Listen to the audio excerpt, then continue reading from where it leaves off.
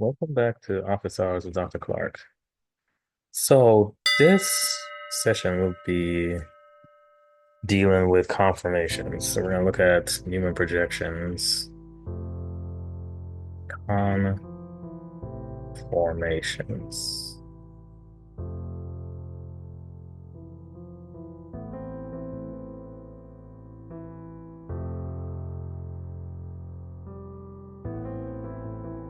So, an isomer is, or isomers, same molecular formula, uh,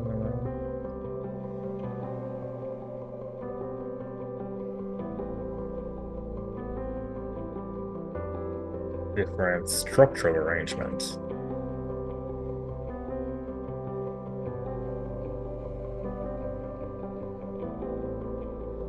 Yeah.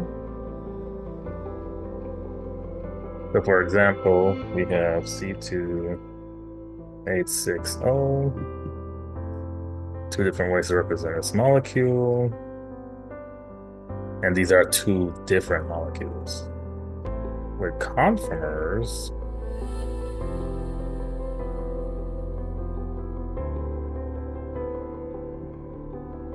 it's the same molecule,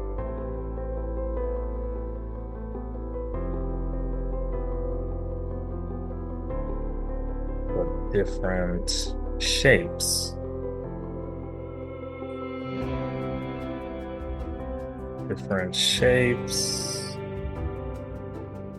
due to rotation around a single bond.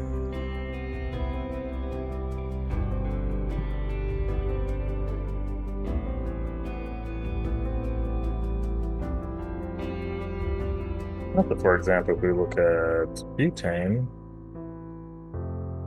this is the same molecule, right? I just rotate the single bond to go from one to the other. So when we're looking at conformations, there are some shapes that are more stable than others, right? So for example, this is more stable. And we're going to talk about why that is in a little bit. So let's talk about Newman projections.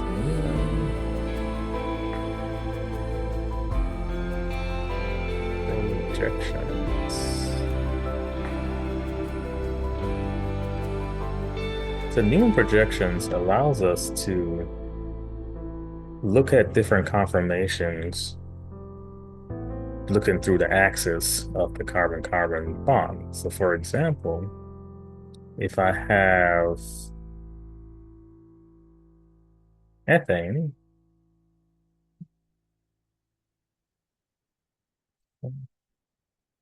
so my H's, so if we want to, draw a three-dimensional format,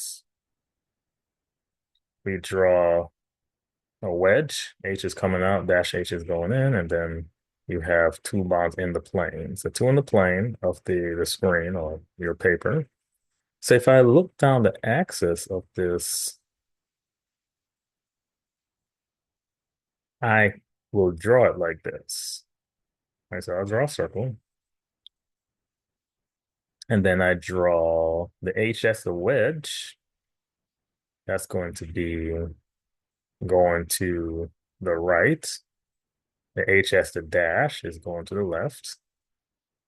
Because the H as the wedge is coming out of the screen. And the H as the dash is going into the screen. So if you're looking from it from the side profile, one's going to be going to your right, and one's going to be going to your left. And then the line, that H is going up.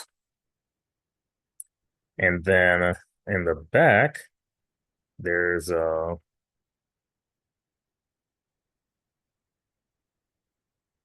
there is an H going to the left. I'm sorry, to the right, and then one going to the left. Right? And then there's one Oh, another one also going H going up. Right. So we get this conformation. So we call this eclipsed.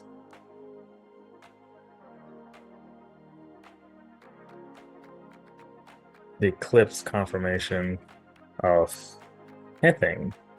Ethane. Right. Now there's another version of that. What if I rotated my H, one of the carbons, by 60 degrees? I'm gonna get something that looks like this. So I'm gonna leave the one in the back stationary. So models are really helpful for this unit. So I'm gonna rotate 60 degrees. So I'm gonna get H here, H here, and one down. So that's 60 degrees. Call it a dihedral angle.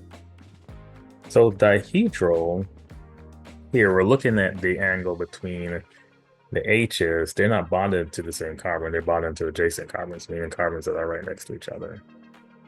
So dihedral angle. So we get the staggered version. All right. So the staggered version of ethane is more stable.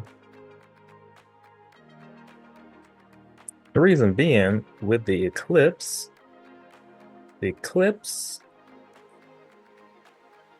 there is torsional strain. Torsional strain.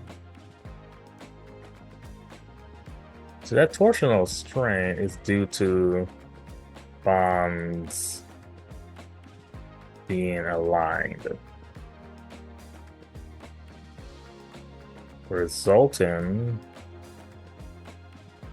in electron repulsion. So if we go back up to our eclipse version here, so these single bonds are aligned. They're connected to the H's, so that results in electron repulsion. The staggered version alleviates that torsional strain because the bonds are no longer aligned. So let's consider butane. C4H10. So if we look at the structure of butane, we can draw it like this two different ways, like we saw earlier. So if we kind of label these CH3, CH3, and if we have an H coming out, one going in, and if we're looking down the axis once more, we see that we can draw the CH3s. So we draw H to the left, to the right, to the left. H. Here's 3. Okay. So we get another eclipsed version of a molecule. So this is even more unstable than what we saw with ethane. The reason being we have torsional strain, like we explained earlier, but there's also steric strain. The steric strain, atoms not bonded to each other being in close proximity.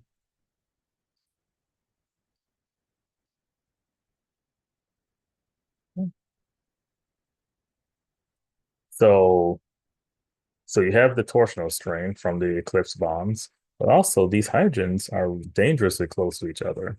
So that makes for a unstable molecule. So what if we were to rotate, it's like we did before, rotate the front, leave the back the same, the front carbon.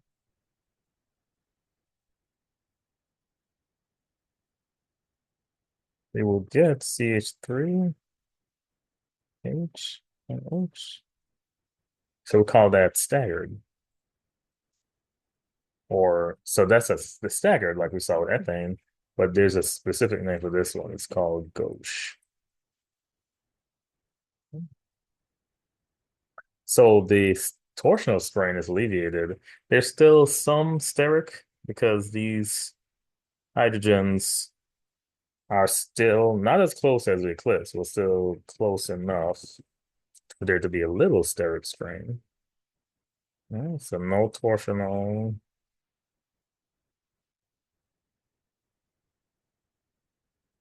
some steric. And then if we rotate again,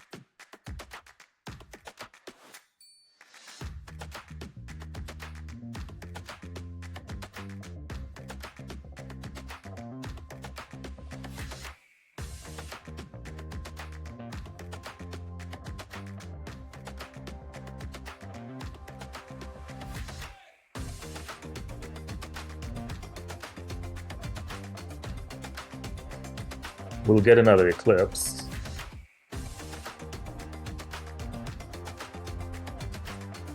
Eclipse. And then we'll also see some steric. So there's some steric here between the hydrogen and the CH3s. So there's another staggered version that is perfect for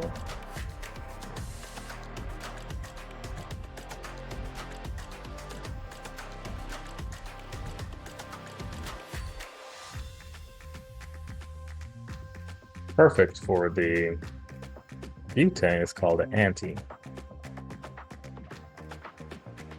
So the methyl groups are 180 degrees separated from each other. So there's no torsional, no steric, no torsional strain, no steric strain. So this zigzag shape that we always draw is essentially this anti-conformation. So the anti and the gauche are both staggered. This one is just more stable than the other.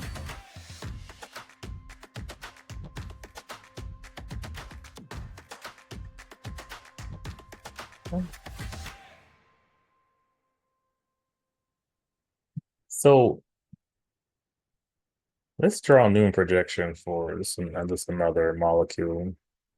Like for example, if we had a chlorine on here, um, and